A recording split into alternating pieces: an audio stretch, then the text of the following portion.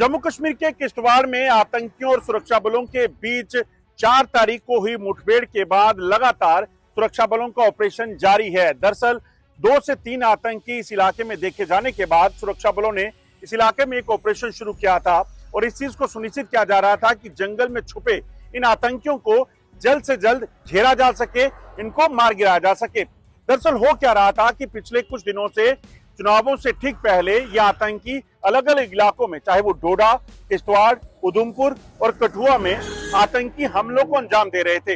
इन आतंकियों को सरहद पार पाकिस्तान में बैठे इनके आकाओं से आईएसआई से इस चीज के लिए इंस्ट्रक्शन मिल रही थी कि वो यहाँ किसी हमले को अंजाम दें और उसके ठीक बाद कोई हमला होता था, चाहे वो सेना पे हुआ, पुलिस के कैंप पे हुआ, सिविलियंस को टारगेट करने की कोशिश की गई। और उसके बाद जब पता चला कि मंशा इनकी ये थी कि ये आतंकी जो हैं ये जम्मू कश्मीर में चुनावों से ठीक पहले किसी बड़े हमले को अंजाम देके यहाँ पर लोगों में दहशत पैदा करें। लोगों में दहशत होगी तो वो चुनावों के लिए, मतदान के लिए बाहर नहीं निकलेंगे। इस मंशा को भांपने के बाद सुरक्षा बलों ने एक स्ट्रेटेजी बनाई। स्ट्रेटेजी ये बनाई गई कि जो चुनावों को सुरक्षित करना है, मतदान को सुरक्षित करना है, उसके लिए अलग से सुरक्षा बलों की टीम का गठन किया गया और इन छुपे हुए आतंकियों को सफाई के लिए अतिरिक्त सुरक्षा बलों की तैनाती हुई, जिसमें एंटी टेरर यूनिट्स का गठन हुआ। 19 एंटी टेरर यूनिट्स बनाकर उन इलाकों में तैनात किए गए जहां ये आतंकी जंगलों में छुपे हुए थे। इसके अलावा स्पेशल फोर्सेस जो सेना की हैं उनको उन जंगल के आसपास जो है वो रखा गया, जिसमें चाहे वो 1 पैरा हो, 9 पैरा हो, इनको तैनात किया गया ताकि किसी भी तरीके से इन आतंकियों की जब जानकारी मिले तो तुरंत ऑपरेशन को लॉन्च किया जा सके। इसी तरह से पैरामिलिट्री फोर्सेस यानी कि सीआरपीएफ की कुछ टुकड़ियों को, कुछ बटालियंस को अलग अलग इलाकों में एडिशनली तैनात किया गया। ये जो चक्रव्यूह बनाया गया उसी का नतीजा हुआ कि हमने देखा राजौरी में, ख्वास में कैसे आतंकी जो है वो मारे गए। हमने देखा किस तरीके से किश्तवाड़ में जब आतंकियों की मूवमेंट की खबर मिली तो जल्द ऑपरेशन लॉन्च करके वहां पर आतंकियों का सफाया हुआ। हमने देखा कि असर में भी इसी तरह से एंटी टेरर ऑपरेशन में एक आतंकी मारा गया और उसके साथ साथ डोडा और किश्तवाड़ में भी इसी तरह से ऑपरेशन चले, जिसमें कठुआ और उधमपुर में 3 आतंकी अलग अलग ऑपरेशन में मारे गए। दरअसल ये सारी प्लानिंग जो है ये इतनी फुल प्रूफ थी कि आतंकी जब भी जंगल से निकलकर बाहर किसी हमले को अंजाम देने की कोशिश करते तो उसी तुरंत बाद ऑपरेशन लॉन्च किया जाता और कुछ ही घंटों में जो है उन आतंकियों को मार गिराया जाता।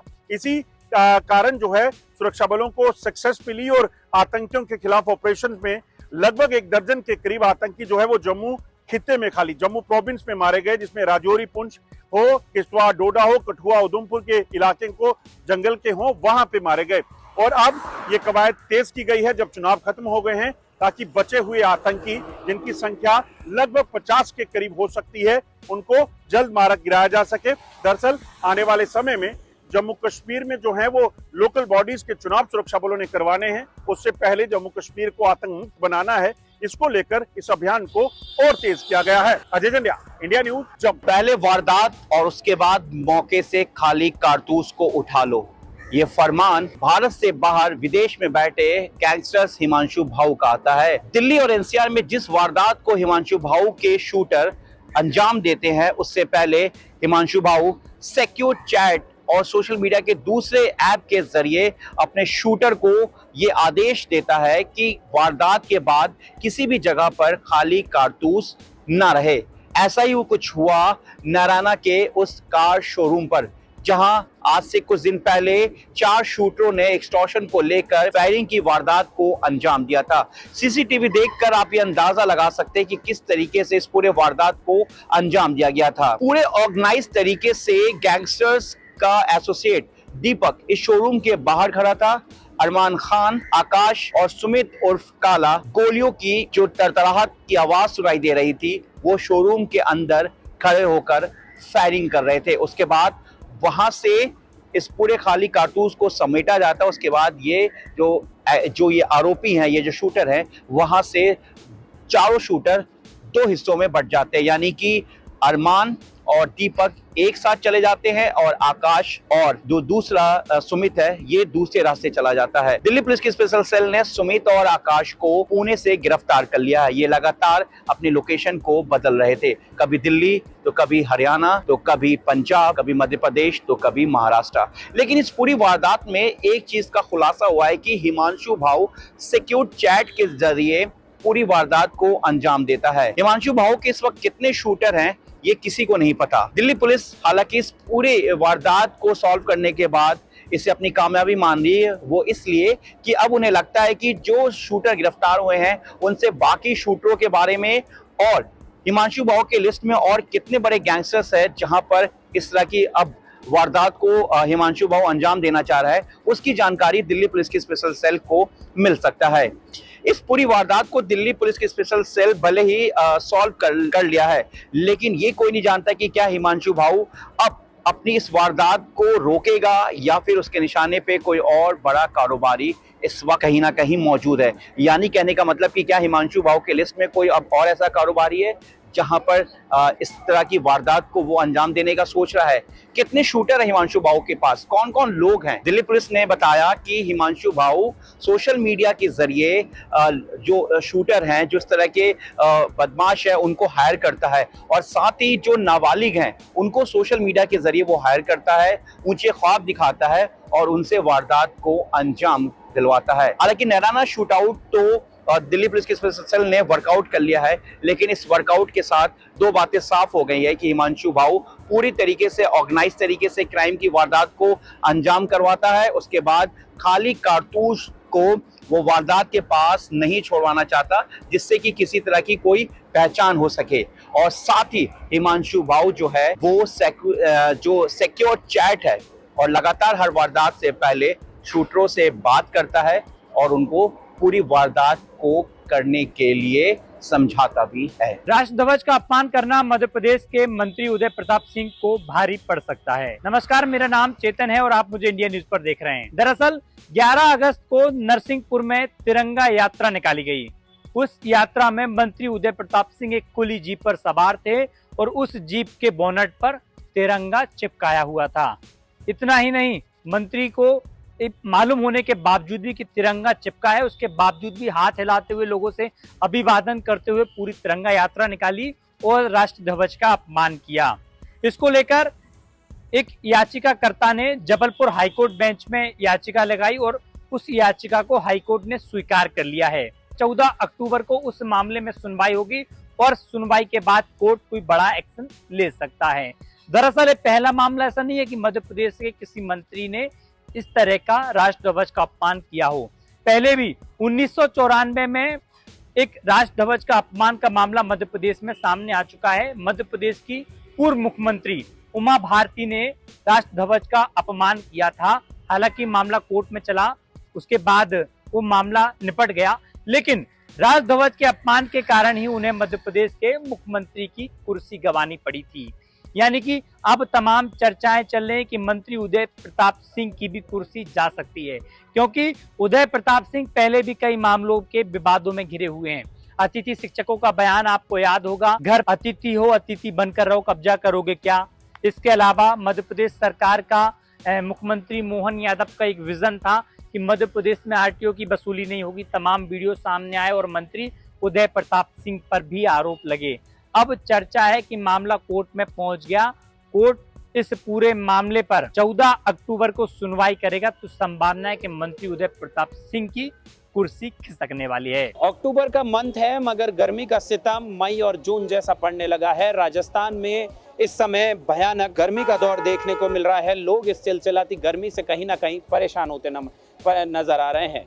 नमस्कार, मैं हूं आपके साथ प्रशांत यादव। आप देख रहे हैं इंडिया न्यूज़। तस्वीरें इस समय मैं आपको राजधानी जयपुर से दिखा रहा हूं। पिछले कई दिनों से जो है अक्टूबर के माह में भी अब लोग हैं जो इस गर्मी के सितम से, इस चिलचिलाती गर्मी से परेशान होते नजर आ रहे हैं। ऐसा कहे कि करीबन 14 साल में दूसरी बार ऐसा हुआ है कि अक्टूबर के मंथ में जो तापमान है गर्मी का वो 41 डिग्री से ज़्यादा पहुंचा है। राजस्थान के गंगानगर सहित कई ऐसे जिले हैं जिसमें 40 से ऊपर जो टेम्परेचर है वो मापा गया है। तस्वीरें में दिखाना चाहूँ तो किस तरीके से जो है लोग अभी भी तरल पदार्थों का इस्तेमाल करते नजर आ रहे हैं, क्योंकि भयावह गर्मी से लोग कहीं ना कहीं परेशान हैं। तो तरल पदार्थ, जूस जैसी चीज़ों का इस्तेमाल कर रहे हैं, क्योंकि 14 साल में दूसरी बार ऐसा देखने को मिला है कि अक्टूबर का मंथ हो और अक्टूबर के माह में 40 से ऊपर जो है टेम्परेचर मापा जाए। जयपुर सहित कई ऐसे ज़िले हैं, जयपुर, पिलानी, चित्तौड़गढ़, धौलपुर समेत कई ऐसे ज़िले हैं जहां पर मौसम के साथ रहने के साथ ही जो है तेज़ धूप का मौसम विभाग का ये कहना है कि आगामी कुछ दिनों में भी इसी तरीके की गर्मी, चिलचिलाती गर्मी लोगों को परेशान करेगी। वहीं मौसम विज्ञान का ये भी कहना है कि जो दक्षिण पश्चिमी राजस्थान के ऊपर एक एंटी साइक्लोनिक सर्कुलेशन बना हुआ है, जिसके कारण पश्चिमी हिस्से में सूखी और गर्म हवा आ रही है, जिसके कारण राज्य के कुछ हिस्सों में अगले कुछ दिन में तापमान में थोड़ी और बढ़ोतरी देखने को मिल सकती है, जिसके चलते लोगों में इस तरीके का जो है देखने को मिल रहा है कि लोग भयंकर गर्मी के कारण परेशान हैं और जूस पीते नजर आ रहे हैं। जिस तरीके से जो है राजस्थान में पानी की कमी देखने को मिलती है, मगर इस बार मानसून भी जो है बड़ी तेजी से सक्रिय रहा। पिछले कई दिनों से पिछले दिनों देखने को मिला, बड़े दिनों तक जो है मानसून एक्टिव रहा। राजस्थान प्रदेश में जलभराव की स्थिति होने लगी, कुछ जगहों पर बाढ़ की स्थिति बन गई, मगर जब मानसून के बाद अक्टूबर का मंथ जब आया है तो मई जून जैसी चिलचिलाती गर्मी का सामना करना पड़ रहा है, जिसके चलते लोग तरल पदार्थों का इस्तेमाल करते नजर आ रहे हैं। नीतीश कुमार को लेकर पटना की सड़कों पर एक पोस्टर लगा हुआ है। इस पोस्टर में नीतीश कुमार को भारतीय राजनीति का चाणक्य बताया जा रहा है। आप देखिए तस्वीरों में एक पोस्टर लगा हुआ है और इस पोस्टर में आप देख सकते हैं कि नीतीश कुमार की बड़ी सी तस्वीर लगी हुई है और इस तस्वीर में आप देख सकते हैं कि उनके तस्वीर के नीचे लिखा हुआ है भारतीय राजनीति के चाणक्य नीतीश कुमार। और आप देखिए इस तस्वीर, इस पोस्टर में जो है जेडीयू के तमाम बड़े नेताओं की भी पोस्टर जो है लगी हुई है और इस पोस्टर में सबसे नीतीश कुमार का सबसे पहले जो है ललन सिंह है, विजेंद्र यादव हैं, विजय चौधरी हैं, उसके अलावा अशोक चौधरी हैं, संजय झा हैं, प्रदेश अध्यक्ष उमेश कुशवाहा हैं। और इसमें जो है आपको बताएं कि जेडीयू जो है राष्ट्रीय कार्यकारिणी की बैठक कर रही है और इस बैठक को लेकर जो है पटना की सड़कों पर पोस्टरों से पात दिया गया। आप देखिए तस्वीरों में जेडीयू कार्यालय के बाहर और इसके अलावा भी जो है तमाम सड़कों पर, पटना की सड़कों पर जो है पोस्टर लगा हुआ है जिसमें जेडीयू का राज्य कार्यकारिणी की बैठक को लेकर बताया गया और साथ ही साथ नीतीश कुमार की तस्वीर भी लगी हुई है। और इस तस्वीर के माध्यम से भारत की राजनीति में नीतीश कुमार की महत्ता को दर्शाया गया है और इसमें भारतीय राजनीति के चाणक्य जो है नीतीश कुमार को लेकर जो है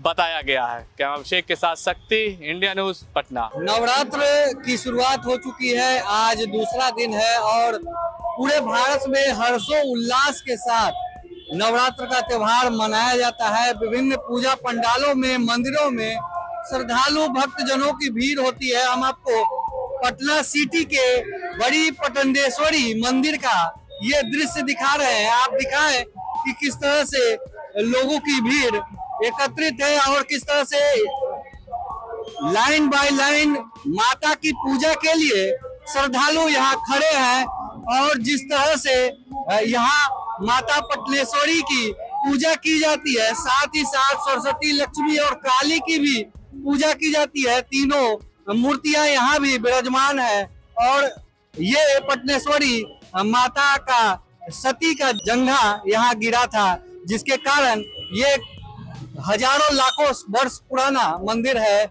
और इस प्राचीन मंदिर की बात ही कुछ और है। आज नवरात्र का दूसरा दिन है और श्रद्धालु कुछ न कुछ अपने मनोकामनाओं को मांगने के लिए यहाँ उपस्थित हुए हैं।